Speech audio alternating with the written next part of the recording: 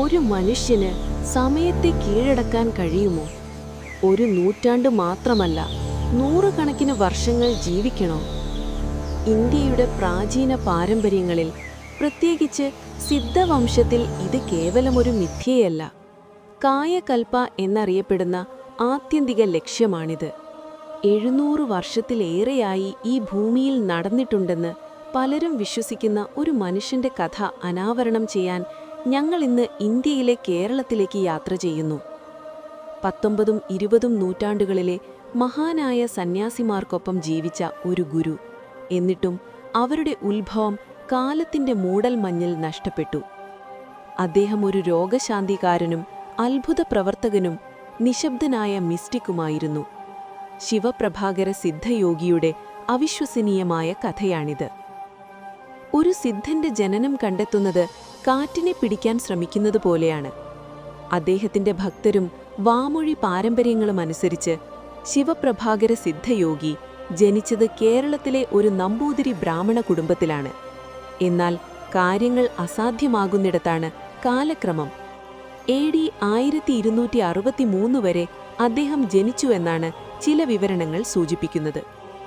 ചെറുപ്പത്തിൽ തന്നെ ലൗകിക ജീവിതം ഉപേക്ഷിച്ച് ഹിമാലയത്തിലേക്ക് വടക്കോട്ട് യാത്ര ചെയ്തു എന്നാണ് ഐതിഹ്യം. ഇവിടെ അദ്ദേഹം തന്റെ ഗുരുവിനെ കണ്ടുമുട്ടിയതായി പറയപ്പെടുന്നു. അദ്ദേഹത്തിന്റെ ഗുരു ഇതിഹാസമായ പാമ്പാട്ടി സിദ്ധരാണെന്ന് ചിലർ വിശ്വസിക്കുന്നു.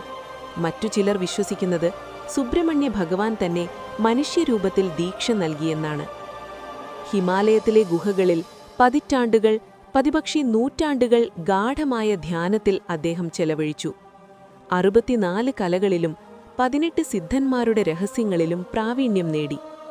അവൻ അഷ്ടസിദ്ധികളിൽ, അതായത് 8 അമാനുഷിക ശക്തികളുടെ അധിപനായി. ഒടുവിൽ 20ആം നൂറ്റാണ്ടിൽ അദ്ദേഹം കേരളത്തിൽ തിരിച്ചെത്തിയപ്പോൾ സിംഹാസനത്തിൽ ഒരു മഹത്വമുള്ള ഗുരുവായി എത്തിയില്ല. അവൻ അവധൂതനായി എത്തി. നഗ്നനായ, അല്ലെങ്കിൽ തുണി ധരിച്ച അലഞ്ഞു നടന്നവനായി. സാധാരണക്കാരുടെ കണ്ണിൽ അവനൊരു ഭ്രാന്തനെ പോലെയായിരുന്നു. അവൻ വൃത്തികെട്ട സ്ഥലങ്ങളിലിരിക്കും, ആകാശത്തെ നോക്കി ചിരിക്കും, അല്ലെങ്കിൽ മാസങ്ങളോളം മിണ്ടാതിരിക്കും. എന്നാൽ ആത്മീയ നേത്രങ്ങളുള്ളവർ കണ്ടത് മറ്റൊന്നായിരുന്നു.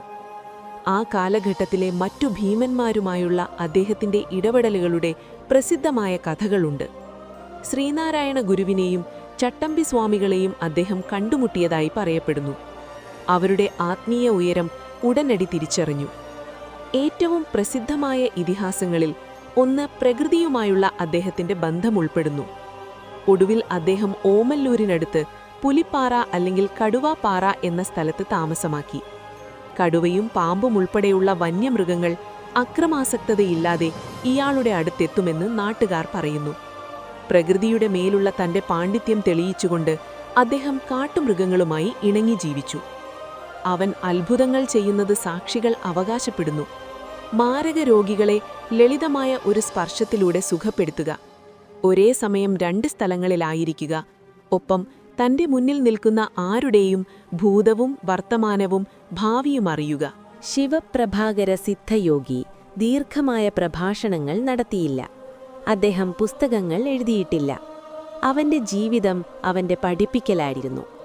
അദ്ദേഹത്തിന്റെ പ്രാഥമിക തത്വചിന്ത സാർവത്രിക പ്രണയത്തിലും ശിവനാമത്തിന്റെ ശക്തിയിലും അധിഷ്ഠിതമായിരുന്നു. മൗനത്തിൽ, അഥവാ മൗനം, പരമമായ സത്യം കണ്ടെത്തുമെന്ന് അദ്ദേഹം പഠിപ്പിച്ചു. അദ്ദേഹം പലപ്പോഴും ഊന്നി പറയുന്നു, ലാളിത്യം, ആത്മീയ ജീവിതത്തിന് ചിലവേറിയ ആചാരങ്ങൾ ആവശ്യമില്ല. ഐക്യം, അവൻ എല്ലാ മതങ്ങളെയും ബഹുമാനിക്കുകയും എല്ലാ ജീവജാലങ്ങളിലും ദൈവിക വെളിച്ചം കാണുകയും ചെയ്തു. കർമ്മം, ഒരാൾ അവരുടെ കർമ്മം സഹിക്കണമെന്ന് അദ്ദേഹം പഠിപ്പിച്ചു. പക്ഷേ ഗുരുവിന്റെ കൃപയ്ക്ക് പ്രഹരത്തെ മയപ്പെടുത്താൻ കഴിയും. ശിഷ്യന്മാർക്ക് അറിവ് പകരാൻ അദ്ദേഹത്തിന്റെ സാന്നിധ്യം മാത്രം മതിയായിരുന്നു. ഇത് സിദ്ധ പാരമ്പര്യത്തിന്റെ ഒരു ക്ലാസിക് സ്വഭാവമാണ്. നിശബ്ദതയിലൂടെയോ ദക്ഷിണാമൂർത്തി ശൈലിയിലൂടെയോ കൈമാറ്റം ചെയ്യപ്പെടുന്നു.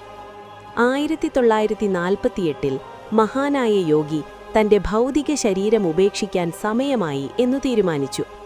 സാധാരണ മരണത്തിൽ നിന്ന് വ്യത്യസ്തമായി ഒരു സിദ്ധൻ മഹാസമാധിയിൽ പ്രവേശിക്കുന്നു.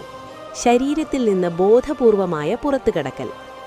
പത്തനംതിട്ട ജില്ലയിലെ ഓമല്ലൂരിലെ പുലിപ്പാറ തന്റെ സമാധി ശവകുടീരം എങ്ങനെ നിർമ്മിക്കണമെന്ന് അദ്ദേഹം തന്റെ ശിഷ്യന്മാർക്ക് നിർദ്ദേശം നൽകി. ധ്യാനാവസ്ഥയിലായിരിക്കെയാണ് അദ്ദേഹം കുഴിയിൽ പ്രവേശിച്ചത്. പരമ്പരാഗത അർത്ഥത്തിൽ അദ്ദേഹം മരിച്ചിട്ടില്ല എന്ന് വിശ്വസിക്കപ്പെടുന്നു.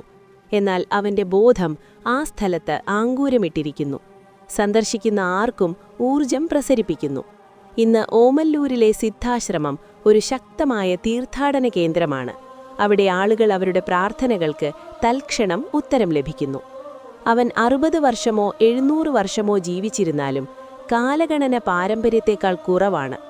ശിവപ്രഭാകര സിദ്ധയോഗി പ്രതിനിധീകരിക്കുന്നത് മനുഷ്യന്റെ കഴിവിന്റെ ഉന്നതിയെയാണ്, ശരീരത്തിന്റെയും മനസ്സിന്റെയും ശാരീരിക പരിമിതികളെ മറികടക്കാനുള്ള കഴിവ്.